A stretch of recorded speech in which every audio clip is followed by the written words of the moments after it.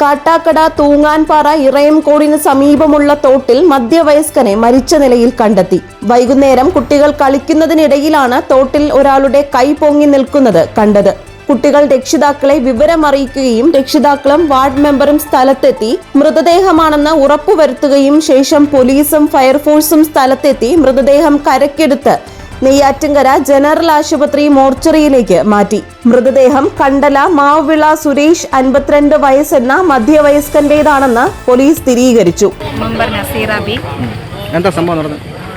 സംഭവം തന്നെ ഇവിടെ 3 കുഞ്ഞുങ്ങൾ കളിച്ചുകൊണ്ടിരുന്ന സമയത്തായിരുന്നു കുഞ്ഞുങ്ങൾ ആ കൈ കണ്ടെന്ന് പറഞ്ഞുകൊണ്ട് കുഞ്ഞുങ്ങൾ രക്ഷകർത്താക്കൾക്ക് പോയി പറയുകയും അവരെന്നെ കോൺടാക്ട് ചെയ്യും. ഞാൻ പെട്ടെന്ന് ഇവിടെ വരികയും നോക്കിയപ്പോൾ ആ ഒരു ബോഡി കിടന്ന് പിന്നെ ഞാൻ സ്റ്റേഷനിൽ വിളിച്ച് പറഞ്ഞു. അതിനുശേഷം മെമ്പർ പോലീസുമായി ബന്ധപ്പെടുകയും പോലീസ് വന്ന് ബോഡി ഐഡൻറ്റിഫൈ ചെയ്തപ്പോൾ ഈ മാവിളയ്ക്കടുത്ത്, അതായത് തൂങ്ങാമ്പാറ കൊറ്റമ്പള്ളി റോഡിൽ ആനോടം ജംഗ്ഷൻ എന്ന് പറയും, അതിനടുത്തുള്ള ഒരു ആശാരി സമുദായത്തിൽപ്പെട്ട ഒരു സുരേഷ് എന്നാണ് അയാളുടെ പേര്.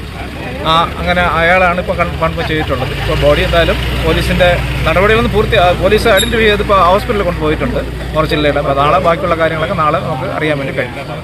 ഇയാളെ കാണാനില്ലെന്ന് പരാതി ഇല്ല, അങ്ങനെ ഒരു അറിവ് നമുക്ക് ഇതുവരെ ഉണ്ടായിട്ടില്ല.